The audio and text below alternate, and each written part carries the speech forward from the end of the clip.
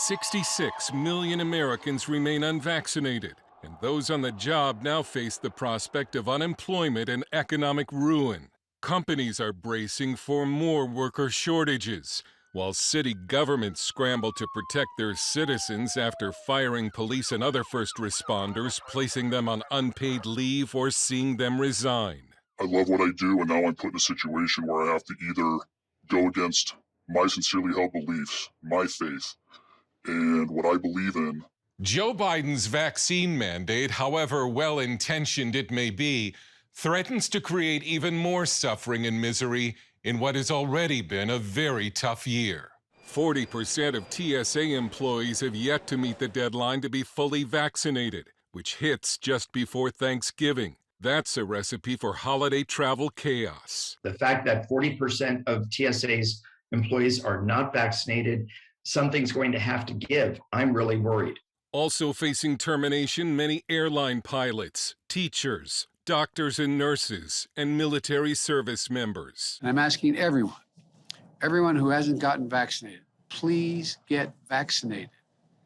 That's how we put this pandemic behind us and accelerate our economic recovery. But outgoing NIH Director Dr. Francis Collins admits officials underestimated opposition to the vaccine. I wish we had somehow seen that coming and come up with some kind of a myth-buster approach to try to block all of the misinformation and disinformation that's gotten out there, all tangled up with politics, and which is costing lives. But those who believe the vaccine is unsafe or morally wrong say there wasn't ever really a choice. It wasn't a decision for me. There was no way I was going to put it in my body. Beth Faber was a producer at ESPN Radio for 29 years, covering college football championship games, the NBA, and Major League Baseball. A Christian, she was fired for refusing to be vaccinated. And once I knew what was in it, I knew that I would be sitting. There was no way I could inject it in my body. So they just let me go. Salary over, no benefits, no severance, after 29 years.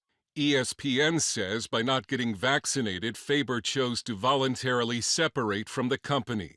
A single mom with 2 kids in college as she homeschools her youngest, Faber now faces financial hardship after just recently losing her father. So everything's been, everything's been a little rough. So I haven't looked at the job stuff too much, but I'm getting there. Dr. Yaroslav Fleeter is a physicist and cybersecurity expert fired by George Washington University for refusing to be vaccinated. Fleeter grew up in communist Czechoslovakia and was a student leader during Czechoslovakia's Velvet Revolution. He says the vaccine mandate is the sort of thing a communist government would do. This is exactly what the communists of, in olden days, communists just did. That's how they ruled. And so when I saw that, I was quite surprised. Like, there's no way, absolutely no way I would actually comply with this. Just, you want to fire me? Fire me. They couldn't force me to take an aspirin pill doing this way. Fleeter also has a warning based on his experience under communism, saying that when citizens submit to government orders like the vaccine mandate, it only encourages governments to do it again. For me, there was this message, we own you, we make you do whatever you want. I said, no, you're not going to do anything to me.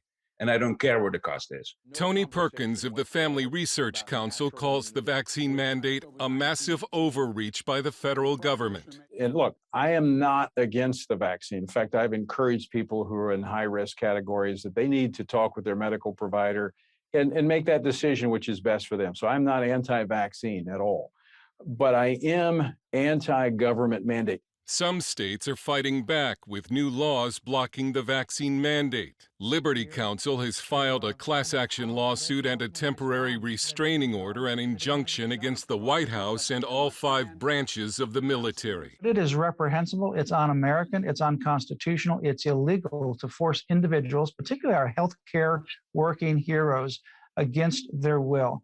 And that is just despicable. Still, many legal experts believe the government will win.